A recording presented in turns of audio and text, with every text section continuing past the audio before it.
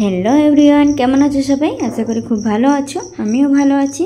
তো আমি আপনার জন্য একটা ভিডিও নিয়ে চলে এসেছি। তো আজকে কি হয়েছে না, রাত 12টা বাজে, তখনই আমাকে এসে বলছে যে খাবো কি।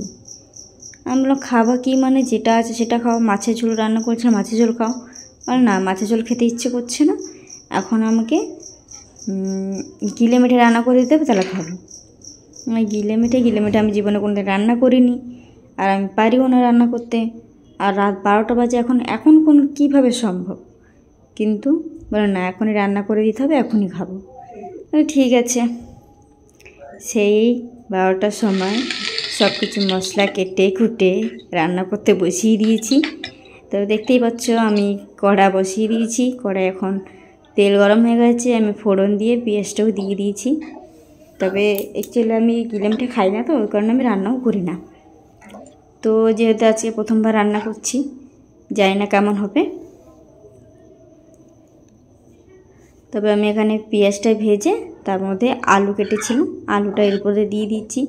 মানে আলাদা ভাজতে গেলে এমনিতে সময় লেগে যাবে, যেহেতু রাত 12টা বেজে গেছে, রান্না করতে করতে অনেকটা টাইম হয়ে যাবে। খাবে কখন, ঘুমাবে কখন? তারপরে সারাদিন খেটে খুটে তো মানুষের একটু রেস্টও লাগে। এই কারণে আমি এর মধ্যে একবারে ভাজাটা বসিয়ে দিচ্ছি। তার মধ্যে 4 পিস আলু, এটা আর আলাদা করে কি ভাজো, ওর মধ্যেই দিয়ে দিচ্ছি। দেওয়ার পর পেঁয়াজটা ভালো করে ভাজা হয়ে যাওয়ার পরে এখানে আদা রসুন আমি বেটে রেখেছিলাম, ওইটা আমি এর মধ্যে দিয়ে দিলাম। মশলাটা ভালো করে কষিয়ে নেব। মশলাটা ভালো করে কষানোর পরে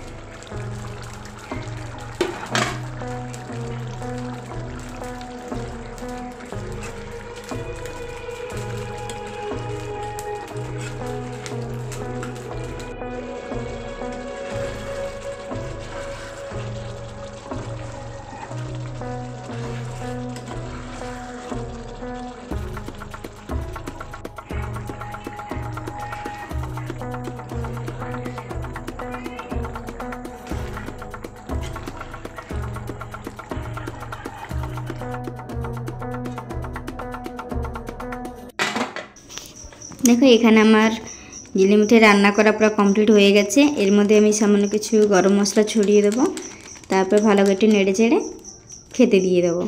তবে আমার এই ভিডিওটা কেমন লাগলো কমেন্ট বক্সে অবশ্যই বলো। আর আমি এটা প্রথমবার রান্না করলাম, জানি না কেমন হয়েছে, তো খেয়ে বলবে।